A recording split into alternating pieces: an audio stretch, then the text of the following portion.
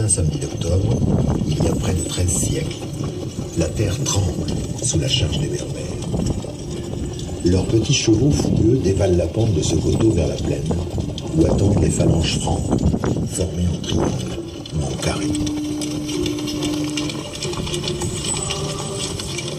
Sous ce ciel menaçant, le champ de bataille prisonnier du Clin et de la Vienne empêchera la fuite des Occidentaux si les hommes d'Abderrahman sont vainqueurs. Fermez les yeux, écoutez. Les chevaux jaillissent derrière vous, soulevant la terre et l'herbe. Vous percevez le souffle des montures, le cuir des harnachements, peut-être même la sueur des cavaliers. Au nom de Dieu qui est grand, ils vont combattre, oubliant la peur qui vit en chaque homme. Ceux de l'Occident les attendent, formant une digue, prête à contenir le flot violent des Orientaux. Le choc est terrible. Déjà, une clameur monte, des cris, des bruits de métal, des râles. La confusion règne. Les chevaux virevoltent, les flèches sifflent, les lances percent, les épées frappent, les boucliers partent, les corps souffrent. Les mères et Dieu sont implorés.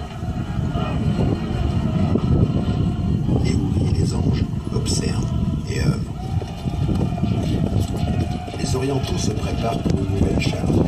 Les Occidentaux renforcent leur rang. L'inquiétude gagne l'esprit de certains, l'espoir anime les sentiments des autres. Une nouvelle espoir arrive, fraîche et pleine d'ardeur. Elle passe là, à nous, près de nous, projetant les mêmes bruits, les mêmes odeurs. Elle court vers ce combat à l'issue incertaine. Y a-t-il des témoins pour assister comme vous aujourd'hui à ce choc des civilisations, au cœur de ce Poitou aquitain, qui n'avait encore jamais vu ni la moustache de Charles Martel, ni la barbe d'Abderrahman? Toutes les couleurs de cette table d'orientation nous transportent en 732 ou 733. Seule la bande violette de l'horizon nous ramène au présent. Inscrits dans le ciel, vous découvrez des noms évoquant toujours l'heure de la bataille. La ferme de la bataille, située à quelques centaines de mètres de là. Le ravin de la mort, où le chef arabe aurait été tué. La fosse au roi, à Senan, où la légende dit qu'Abderrahman repose. La voie romaine Poitiers-Tours, que les musulmans appelèrent plus tard le pavé des martyrs. Le lieu dit Velodon, l'emplacement présumé du campement arabe. La ferme de la Brosse, dans le voisinage de laquelle on situe la position principale des Francs. Quelle trace a pu laisser ici cette guerre éclair? Les troupes défaites des Orientaux se sont-elles dispersées dans la région ou ont-elles reflué vers l'Espagne?